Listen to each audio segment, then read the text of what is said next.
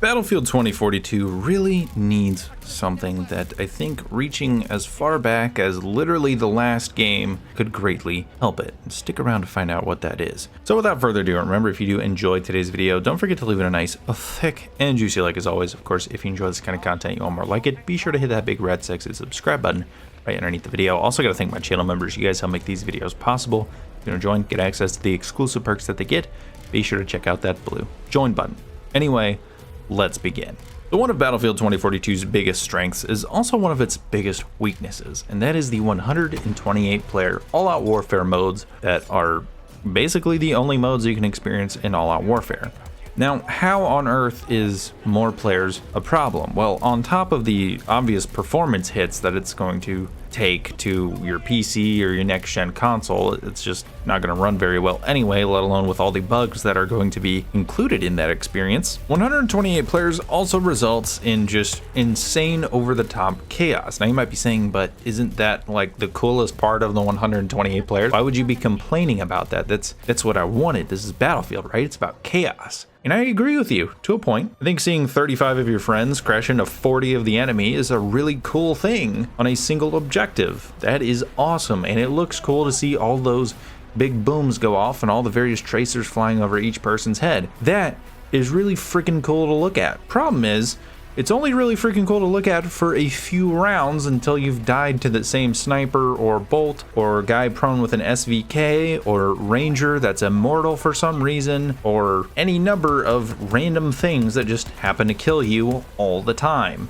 Now you might be saying, well, hold on, you're describing Breakthrough, okay? Breakthrough is insanity like that. If you want a more chilled experience, go to Conquest, okay? It's more spread out. It's fine, it's fun. You'll have a good time. You just learn the maps a little bit, you find the right spots, you'll have a good time. And that's true. You can do that, and it's not a problem.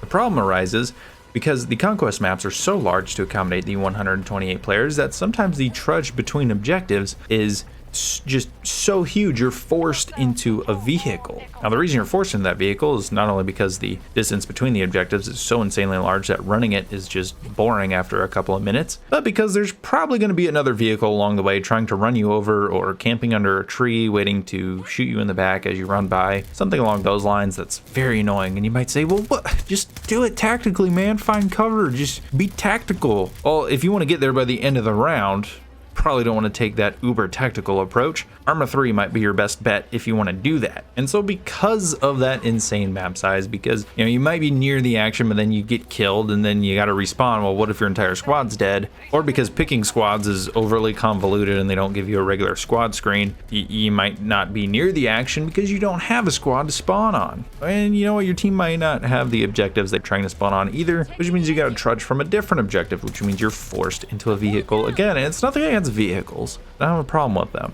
Well, the ones with cannons on them are pretty annoying, and they shouldn't have cannons. The minigun is effective enough. We really didn't need any extra depth to Jeeps. I don't know why that was like something we had to dive into. It's not even really depth. It's just how much crap can we put on a Jeep? They didn't need cannons. So, not really sure there. But regardless, I shouldn't be forced to get into a vehicle. I should have the option of either or. One might be more viable on a certain map than another. That doesn't mean that I should be forced one way or another. Am I recommended to get in a vehicle on Golmud Railway? Sure. Do I have to? No. Still play that as infantry. Totally fine. I just realized we're 4.5 minutes into this. I haven't gotten to my point yet.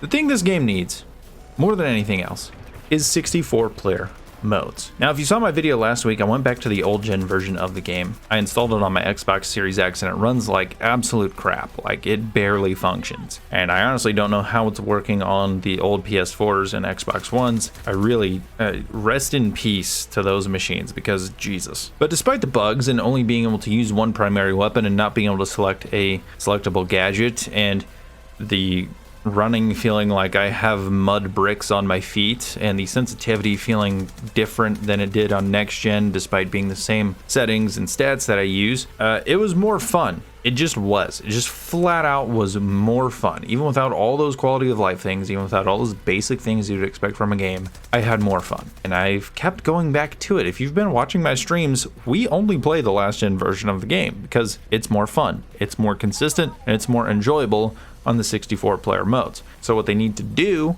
is take those 64-player modes and put them in the next gen version so I can just kind of have both there. I didn't get this Series X for no reason. I mean, come on. Now, I'm not going to get into the reasons as to why I don't understand why these aren't in the base of All Out Warfare anyway.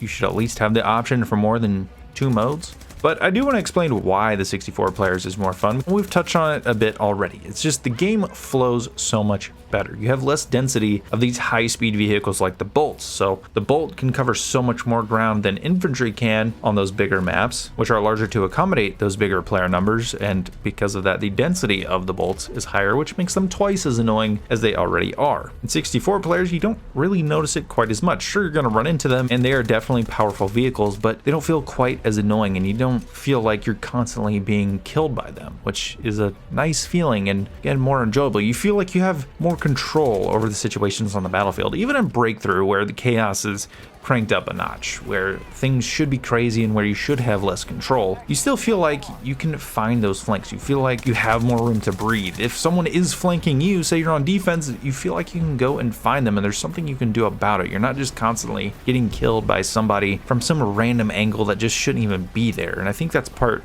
of the issue with the 128 players. Just there's such player density that people are just in places that they absolutely just should not be. And it's not even scummy tactics. I don't like it, but it just feels like they're forced into those positions because there's only so many places you can really go. The cover isn't really the best, and just in general, the 128 player version gets a little just tiring after a while. And I'm not saying it's not fun. I'm not saying you can't enjoy it. If you do enjoy the just cranked up to 100 insanity of 128 player Breakthrough, or just the scale of 128 player Conquest, it's not a bad thing. But I just feel like 64 players is a far more ideal experience and something that works so much better for this franchise. It works so much better for the balance, and I think we should just have the option to do both. Now, how should we really implement this into the game? Does it have to be Conquest small? Does it have to be Breakthrough small? No, it doesn't. It can be something like Rush or Frontlines. We already know through Twitter that the devs are going to be bringing Rush to the All Out Warfare maps through Portal, which is a weird decision to me, but apparently they may also bring them back to the regular All Out Warfare. There's going to be a way you can earn XP on them. I don't know. I just want to play Rush in a normal way, and I want to have fun with it. So if we could just get those playlists